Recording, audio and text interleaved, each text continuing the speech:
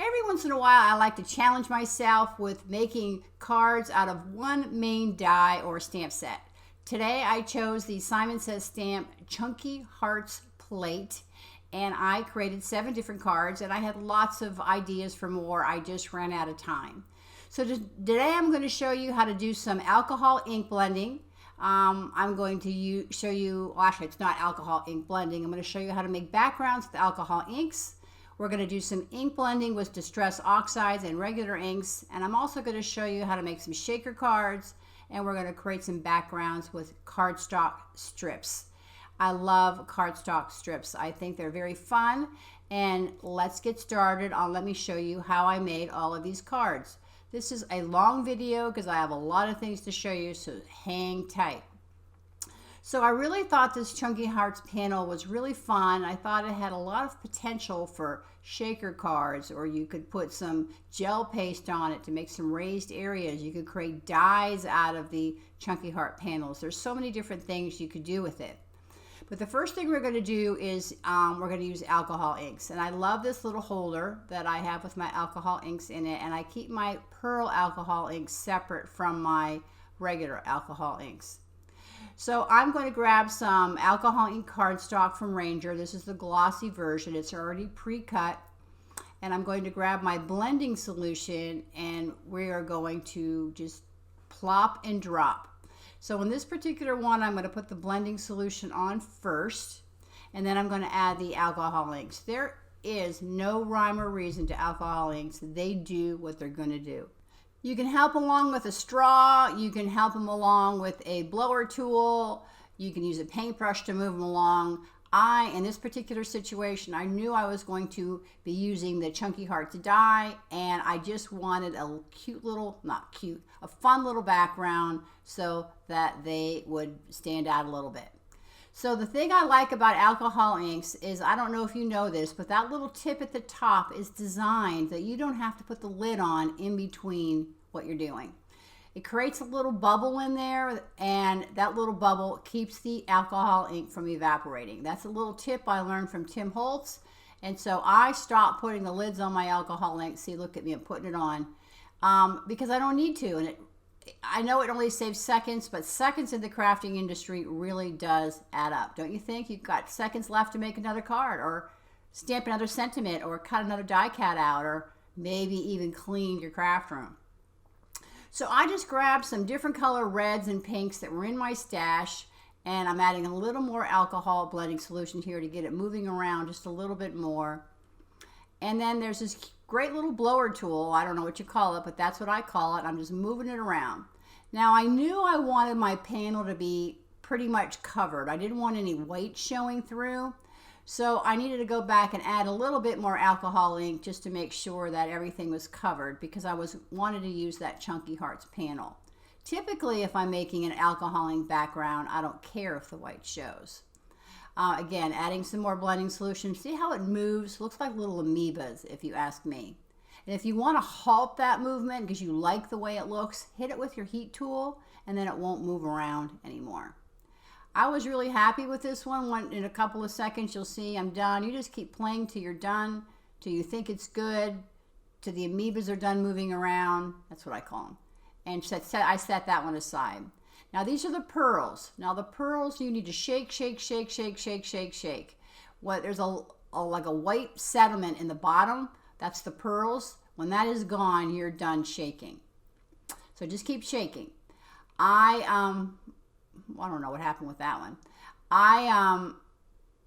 Well, look at that. There you go. Not coming out. Must be empty. I started this one. I did not put blending solution on the top. I started right out with the pearls first. And I'm just laying it all down. I'm just laying it down, just crossing colors, not paying much attention to where they're going. Sometimes you have to pay attention because they can create mud. Some colors can create mud, like yellow and purple, let's say. But I knew I wasn't putting any of those kind of colors together. These are all the same color family. Now, I don't know if you can see that moving around a little bit on the left there, and has little pearl pigment powder in there, but it is really cool. So I grabbed a mini mini ink blending brush and a felt pad, and I just wanted to get this all moving around. As again, I knew I wanted the whole panel covered. So I wanted to get this moving around to get the panel covered. And I'm putting this in real time just so that you can see how alcohol backgrounds work. Everything else is kind of sped up just a little bit. And I keep laying it down until I'm happy. And then when I'm happy, I'm going to grab the heat tool and I'm going to say, okay, Jane, enough is enough. Let's move on with this. So I grabbed my heat tool and I heat set it because I really like the way this one looked. And I created 2 alcohol ink backgrounds in less than 10 minutes real time, which is really, really quickly. And then, of course, you have to add the cleaning up. The next thing we're going to do is we are going to put some alcohol lift ink on top of these alcohol backgrounds. I love these stamp sets from Simon Says Stamp. You Are and Love Is. They have amazing things written in them. Now when you stamp them out and create backgrounds, they come out amazing. The alcohol lift ink is a little more subtle. It's a little more interest in the background. I have a sticky mat that I put in my MISTI, which if you have a scan and cut or a Cricut, you can use that. You can just cut it up. I put my cardstock piece on the stamp to line up the words, and then now I'm going to grab some alcohol lift ink. Now I did this 2 different ways. I don't like the way I did this first way, so don't do it this way. What I did here is I stamped it, and then I got my dry erase thing, whatever you want to call it, dry erase eraser, and I get some even pressure on there. And then I took my cloth and I kind of dabbed it and wiped it off, because you can't really see the lift ink until you dab it and wipe it off. But I don't like the way I did this. The next one, what I do is I stamp it 3 times and then I wipe it off, and I think you get a much better impression, and you don't run the risk of moving it. Even though I am using the MISTI and it is in the corner, when you're using words, if you're off just a little millisecond, you can mess the whole thing up. So the alcohol lift ink is an amazing thing. Do you see the words in the bottom right hand corner there? I just think it came out so very, very cool, and I just love the way they came out. So you rub it with your cloth, dab it a little bit and rub it, and then you can see the words that show up. And if you're using it just as a background and putting a big die cut sentiment on top or word, it is absolutely stunning. So in this is the exact same thing, only I stamped this one 3 times and then I rubbed it. And I think that was a much better way, just to get enough ink on there when I'm doing it. Now it does pick up some of the ink on the stamp, so my alcohol lift ink pad does get a little dirty, and it is one that I do have to replace, not regularly, but occasionally, just because I do a lot of alcohol ink. So dab it first, give it a rub, and you will see, like magic, all of those words are going to appear right before your very eyes. And it's hard to read, as I said, but it's perfect. So for these cards, we're going to use some Bristol Smooth cardstock, and we're going to start with Distress Oxide, because I'm not a really good ink blender. So I thought, well, let me use an oxide because I know it blends a little bit better. So I keep all my foam in this really fat 3-inch binder, and I make swatches, and I put it on coin pockets, and I use Velcro, and that way I'm not constantly grabbing a new foam for every time I want to use Distress Oxides. And this way I'm not cross-contaminating colors, and it works really, really well for me. Again, it's just a 3-inch binder, some coin pockets, ink swatches, which you can download on my website. I do have the ink swatches available to you. And I will link everything down below in the YouTube description, and I also will link everything in my blog post if you want to see some up-close and personal photos. All right, so I grabbed my mini ink blending brushes. We're gonna blend 2 different ways today. We're gonna use mini ink blending brushes on Bristol Smooth, and I'm gonna show you something that I learned today that is fascinating. I learned something brand new today, and I really did not know this, and I'm not even sure I know the answer to this.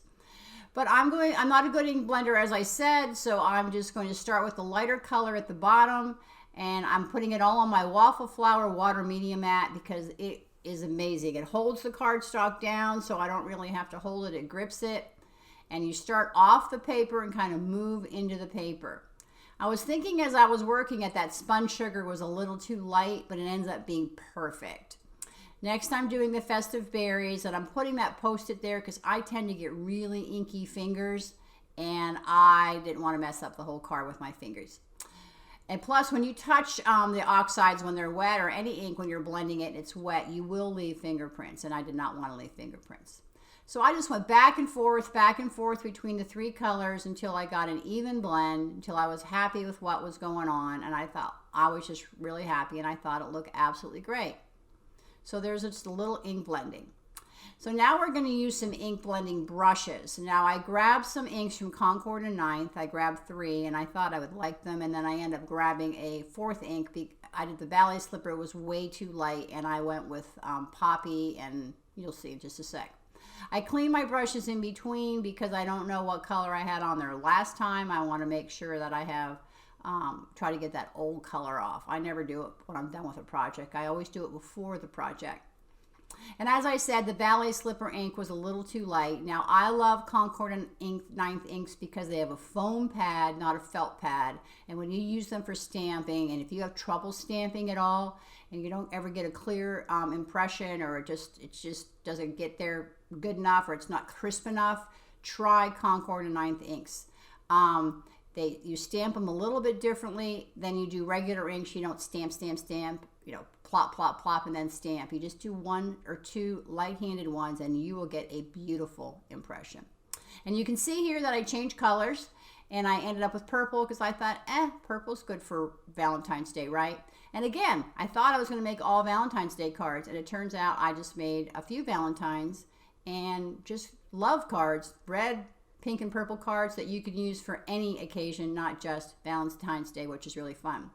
I do have some great Valentine's Day stamps, and I will stamp the inside if that's what I choose to use them for. Now, I want to show you something here, as this is what I learned. I am putting down this ink on this Bristol Smooth cardstock, and you can see it in the purple. Do you see like speckles? It looks like speckles. And it's also a very dull and muted color. It's like, well, these aren't the colors of the inks. This is not what I remembered. So I grabbed a piece of Nina, and I put it on the Nina. And there's no dots or speckles, and it's much brighter. Do you see that? It's just really weird how the Bristol took the ink. It didn't do that with the oxides, and look at the difference in vibrancy. So I thought, well, okay, can't use Bristol for Concord and 9th inks, and I probably should research the chemistry behind it. And that probably happened on the oxide inks too. I don't really know. But it really showed up with the regular inks. So I went back to Nina, and I said, well, let's just fix it. And I've set that panel aside. I will use it at a future date. I never throw panels away. You can cut them up in strips and make cards out of those. I have a whole drawer full of scraps and strips that every once in a while I take a day and go, okay, let's sort them out and let's make cards out of strips. And it's one of my favorite things. I do have a video. I'm not real good at linking videos. I'm sorry. I'm still kind of relatively new at the card making video thing. So see how much vibrant that panel is in that first panel that we made. I mean, there's no, there we go. The Nina's on the right and the Bristol Smooth is on the left. I love the Nina. So there you go. So now we're going to strip it up. We're going to just take random colors and we're just going to cut them into strips. No rhyme or reason, no particular size. This is a gold out of my stash. I'm not even sure where I got it. I love it though. It's really fun. And I just cut until I felt that I had enough, which you never have enough. I cut more, then I had to go cut more later. And I just sort them into piles. There's something magical about having color coordinated piles of cut strips. I mean, for me, it's magic. I'm not really sure why.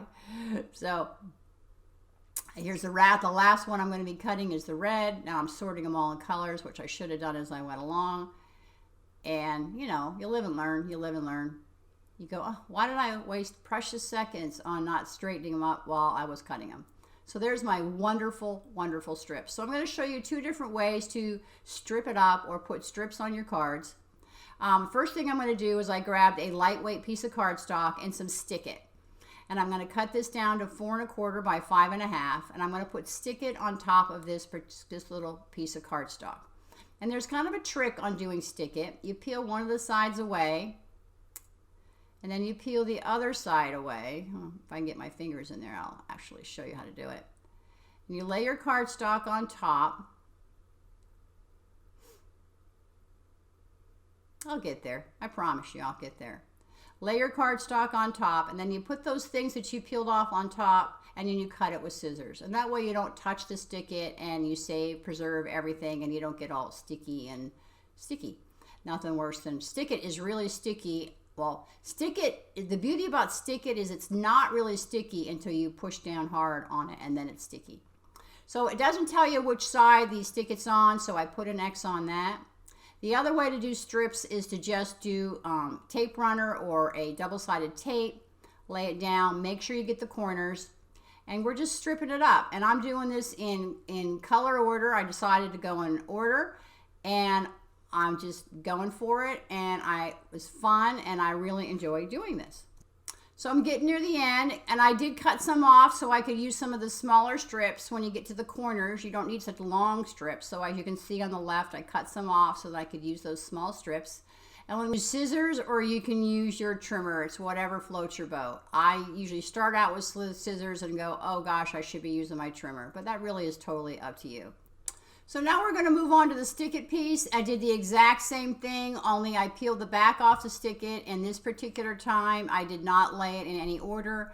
It was all really random, and I just kind of went with it. You just kind of have to figure out whether you like random or whether you like everything to might be nice, neat, and organized.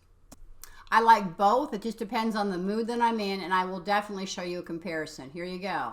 The one on the right is organized, and the one on the left is organized, and the one on the right is random. And here's the 6 backgrounds that I created, and we are going to now turn these into cards. You're wondering, like, when the heck is this going to start? I like to do all of my backgrounds first, and then I like to move on to what's next, because my table gets really messy. And I will have a video at the very end, stay tuned, to show you the 100% mess that happens before and after I start creating cards. So now let's grab that Chunky Hearts die, and let's see how we're going to use this Chunky Hearts die. So I cut this out of the middle of that one panel of cardstock, but I did not want to lose my hearts. I wanted to keep them in order. So I put some purple tape behind it, held it down, and then I pulled it off, and there they are, all stuck to the purple tape. And we're going to come back to that in a second. I grabbed this, the Greenery crimp frame die. I love it. I made sure that my heart die fit inside. And as you can see on the right, I've cut out a bunch of hearts with that same die. Now I am using old cardstock. I saved my old cardstock so you can see. And I have cut out that crimp frame die on that piece of cardstock on my left hand. And then I cut out a frame in my right hand, and I'm putting the frame on top, and I'm going to tape it down. That frame is just my placeholder on where do these hearts go. So what I'm going to do is I'm going to stack up the hearts. I'm going to put 3 layers of white cardstock behind each colored heart that is on that panel on the right. And I just pop them out, and I keep them in color order, and I don't want to mess up. Now we're going to use that panel and that negative space in another card. And again, I'm just going to layer up 3 layers of white and 1 layer of the heart. And I just put a bunch of glue on everything, and I glue it all together. I probably glue it about 15, 20 hearts at a time. And then I didn't have to keep picking up and putting down my glue. So here they are. I'm using the negative space. I'm putting the hearts inside. I put a little glue in there, and you give it a couple of seconds to dry, so I put something heavy on top. And here's that negative space.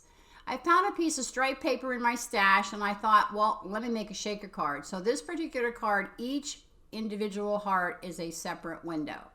But now we're going to come back to this card because it's dry, and I don't want to make sure that the negative space, the frame, did not stick to the heart. So I'm just very carefully peeling everything off. Take your time, put your fingers on your hearts. It's okay if I wreck that negative space. I didn't think I needed it. It ends up I did need it, or I did use it because I didn't wreck it. And again, here I am just taking my time, and here's the card. And I love the way it came out. So we're going to set that aside, and we're going to do all of the sentiments at a later date. So because I needed all those hearts to pop up the heart, I have all these negative spaces, and I thought, well, let me use those as shaker cards. So I glued 3 negative spaces together, and then I put the negative space of the blended panel on top, and that built up the walls of my shaker. Now I'm putting glue on everything because I want to put my acetate on top, but I don't want it to ooze out. So I use my finger to dab it all. And I think that works really well on making sure that the acetate does not, or anything, the glue does not ooze out. So I have my 3 walls built up, and then I have my panel with the acetate on it. So what I'm going to do, that's what I thought would be really cute and fun. So I cut that down. I have all these different little shaker bits that I pulled from my stash, and I filled each one separately. And I have this great little spoon from Nuvo. And some of them I put too much in, and some of them I didn't put enough in.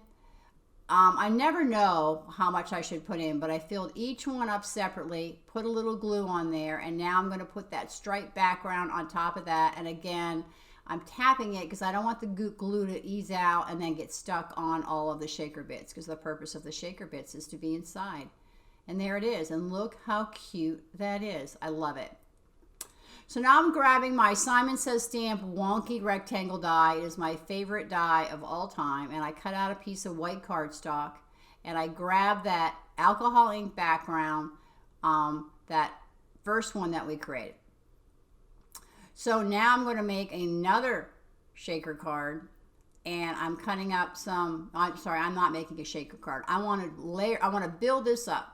Now when I use foam tape, I put the non-cut side on the edges so it looks nice and neat and not all wavy if somebody's peeking on the other side. So I put foam tape the whole way throughout it because I wanted to make sure that it didn't get crushed in the mail, and that is the one that has the UR on it, and I'm laying that on top of that, and that's that cardstock. I set that one aside. Now we're going to the next alcohol ink background. So I promise you'll see it later. I grabbed this second background, this alcohol ink background, cut the Chunky Hearts panel out of it, and I laid my hearts on the table so in order so I did not lose them. And then I'm going to grab a piece of white cardstock, and I'm going to glue that negative space onto the top of the cardstock. And then I'm just going to pop up the hearts using foam squares or dimensionals or whatever. You can either do the hearts behind them as I did earlier, like 2 or 3 layers of hearts, but I thought, well, if you don't like to do all that and glue all that paper together and you'd rather use foam squares, let me show you how you can do that really simple and easy. So I have my card base here. I'm going to use that crimp frame die again. Sorry about my head. You have to really make sure that it's in there, and because it's straight, and because my hair is spiky, it sticks all over.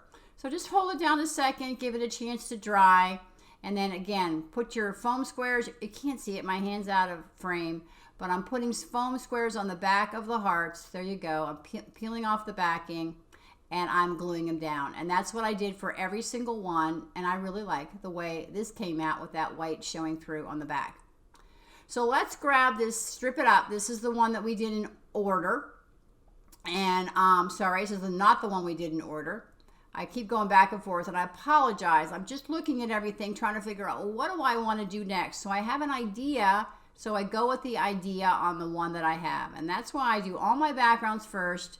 Then I do my Chunky Hearts panel, and then I go back and add my sentiments and die cut words or whatever it is I want to add on there, because it's kind of like a thought process. Okay, well, what do we got? What do I have in my stash? Because I challenged myself to only use the Chunky Hearts die as my main die. Then I needed to kind of go into my stash to see what else I had that I could use to create these cards. So now I'm playing around and trying to figure it out. So I cut the panel out of the My Favorite Thing stamps out of the stitch rectangle die, and I cut out the bottom and the top, and we will come back to that. I do not know why this is so jumpy, but sorry. So this is the other panel. I put glue behind all of the hearts, and I glued them down on a piece of white cardstock. And now I am making another shaker card, but I'm putting each row is separate. And I doubled up my foam so I had really thick walls so that I could actually have a really thick shaker card. And this one came out really, really cute, and I really like the way it came out, and you will definitely see this one. So I'm trimming it up, making sure that I don't have any holes or anything like that for sequins to get through. last thing you want is to have all your sequins fall out the bottom of your shaker card. So I grabbed my trusty spoon and I'm putting in a bunch of shaker bits. I ended up taking a few out. I felt that there was too many. I just got overzealous and carried away because I really like these little hearts and these stars, and I was just having so much fun. So you can see I have the hearts placed on the bottom, and now I want to make sure that my cover, my top piece, is centered on top of those hearts. So when I put it all together, I made sure that the bottom was the exact same size of this one, and all I really have to do is line it up. Now I almost forgot to put my acetate on here, and that would have been a disaster because I would have picked it up and shook it, and guess what would have happened? Anyway, I like to keep the top of my tape on until I'm all done so I don't get my shaker bits all stuck to my tape. And now I'm ready to put my back on, and I cut my head out, but I totally got over the whole card and put it all together, and it really came out cute.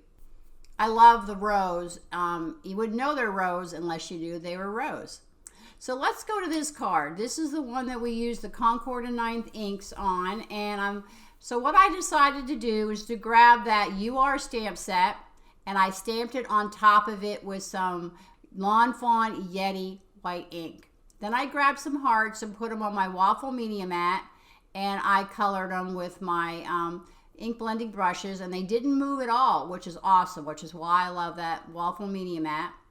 I made 3 layers. I put the white on there, but I didn't like the white showing through, so I took a little sponge dauber thing and I put color on the side of my heart so they were all the same color. I grabbed 2 white ones and I cut the Love You out of it and put them on top of 2 of the hearts. And again, I promise you we'll get back to it. It's just the video was so long. This is a Simon Says stamp pre-cut. It's a reverse sympathy is what it's called. And I put black ink on the side so it looked like it was cut out of black cardstock. I love these Pink Fresh phrase builders. I grabbed the Hello. I made 3 layers of white and 1 layer of gold and popped it all up. We will definitely get back to it. And I think I was freaking out because my video was so long. I started cutting bits out. I'm like, oh my gosh, who wants to watch a 40-minute long video? All the supplies are linked below. I use this great MFT Lots of Love die, which I absolutely adore. And I use the Simon Says stamp Valentine's 1 and 2 stamp, which stamps a whole bunch of sentiments and cuts them all out at the same time. This Hugs die is one of my all-time favorites. I use it all of the time. And here are the 2 cards we did with the Strip It Up with the Hello. I put a little gold heart in the middle, and here's your shaker. All the same die. We use the MFT stitch rectangles on both of those just to give the edges a little bit of interest. I popped a few dots up on the one card. Here's that shaker we made with the individual walls with the individual shaker elements. And here is the reverse of that one, and it came out really good. And last, we have our last alcohol ink card where we popped up the hearts, which I absolutely adore. I feel like I rushed through these, so this is that Distress Oxide ink blending pattern that we did with the crimp frame die, and I popped the hearts up with 3 or 4 layers of hearts underneath. This is the second one, the negative space of that same one previously, and I made these with individual shaker elements with pattern paper behind. The sentiment strip was from Simon Says stamp. This card was the first Strip It Up I made where the strips were all even, and I used the Pink Fresh Phrase Builder Hello die for this card. This was the second Strip It Up where they were random, and this is the Simon Says stamp Reverse Sympathy sentiment that's already pre-cut. This is that second background, alcohol background that we created with the Love Is stamp set put on top, and the Simon Says stamp Warm Hugs die, which is one of my all-time faves. This card uses the MFT Love die cut, and again, everything's linked below with that first alcohol ink background with the UR stamp stamped on top. This card, I took that Concord and 9th ink background. I stamped the Love Is with white pigment ink on top, and I popped up all the hearts, and I put the love and the U in the hearts, and I think it came out really cute as well. I hope you enjoyed these cards. I'm sorry that the video was so disjointed. I think I was just so worried about it being long that I made it a little too short. Here's all 7 cards all together. I challenge you to go out and get yourself one stamp or die set and see what you can come up with. But stay tuned, because right after this, you've got the before and after of my craft room. Us crafters can get pretty messy when we're trying to record a video in a short period of time. So my camera sits on a tripod, which sits on my table, and my little doggy Jax usually keeps me company while I'm crafting. Now, my room has been kind of a mess since before Christmas, and this is my stash of all my stamp sets that I haven't used yet, so I need to get cracking. I need to get the whip out and get going. This is my TV where I look at when I'm recording, which I never look at. It's always sideways. I'm not sure how to fix that. And Jax is the cutest little addition to our family. So this is my craft room after. The drawers are all open. The inks are all out. The table is a complete disaster. Jax has decided to leave me because he's bored and he doesn't like the floor. And check it out. I will clean it all up before I start my next project, because that is how I roll. Thanks so much for watching this video. I hope you enjoyed it. Again, the description and everything is below. Don't forget to subscribe and hit the bell.